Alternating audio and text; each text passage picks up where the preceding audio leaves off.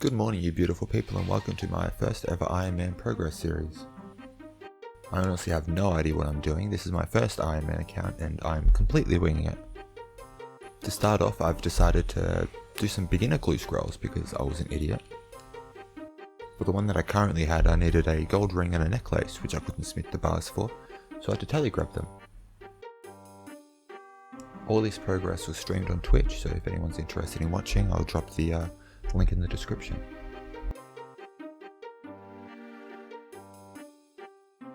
In the beginning I thought beginner clues might be worth it, but I found out later on that they pretty much just give you crap. The medium clue grind for ranger boots are one of the grinds that I'm excited for.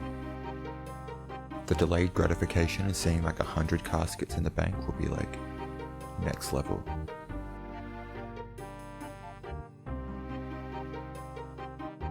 Pretty early on, I really want to rush a fire cape. I think one of the early goals I want to get is 43 prayer, and then do the Barrows mini quest for the big chunk of prayer XP. I don't know how much it is, but it should get me some decent levels. And then from there, farm some arrows, complete the Avers accumulator quest, and potentially get a halberd. And then just send the fight caves. I think it would be pretty cool to be like sub level 60 with a big lava cave on your back. I realised I needed some waste for transportation, so I decided to make some rings of dueling. Again, I don't have the smithing level for gold bars, so I had to resort to telegrabbing them just underneath Farrock Bank.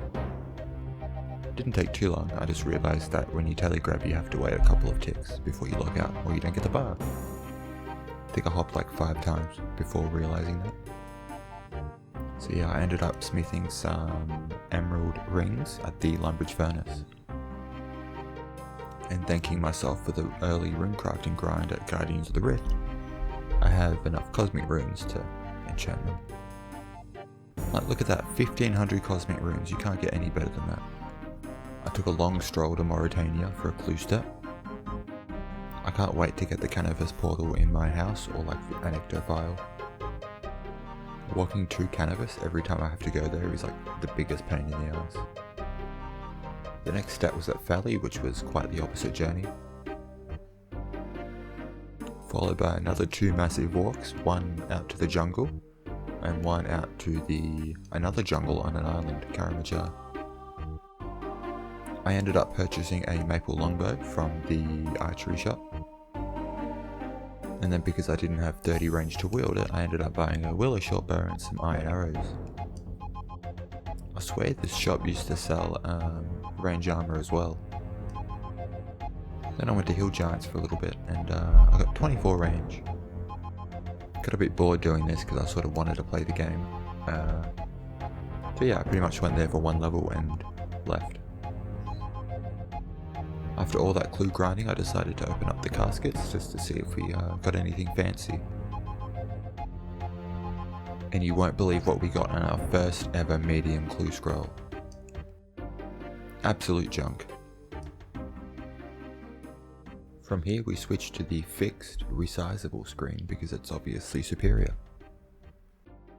Farming is my least favourite skill right now.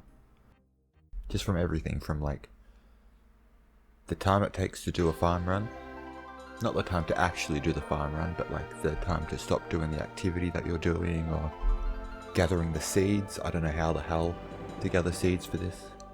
I was doing the seed stalls in Draenor, but the seeds there were pretty trash. I couldn't really use any of the what I got, apart from the onion and potato.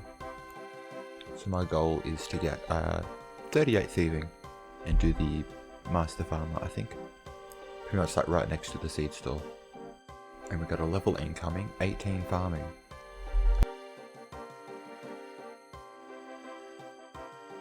Doing the seed stall, I actually found a pretty cool method to trap the guard behind the stall. You pretty much just diagonal safe spotting and you're free to steal from the stall whenever you want.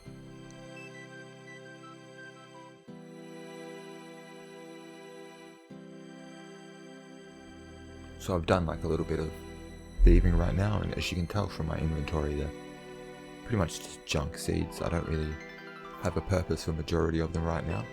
Just after like some hops and just things that I can grow without walking 10 miles to a farming patch. So I ended up going to Maples just to AFK while I do some things. And I ended up getting a woodcutting level 64.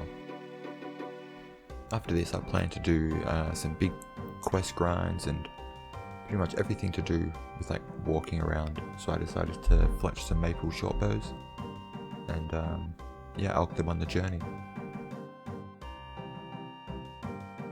The quest helper indicated that I didn't have a cat or a kitten, so I decided to, you know, buy another one. Little did I know there was a kitten in my bank, so yeah, don't trust me with animals. I ended up grabbing him out, giving him some food, giving him some attention, because I swear to God I have a bad habit of just ignoring him, and yeah, they just run away.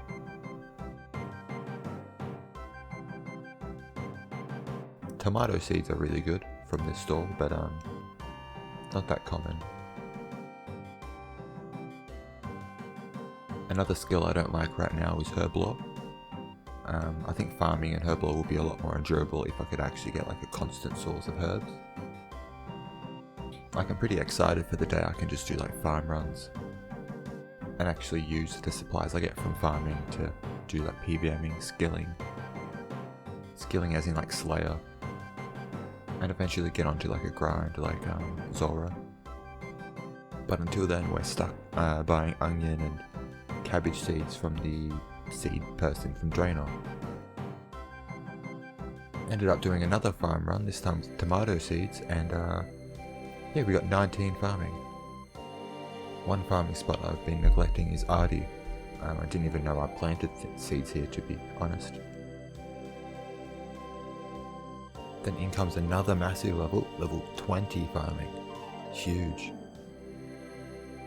Before I started the hunter grind, I wanted to make some silver rings.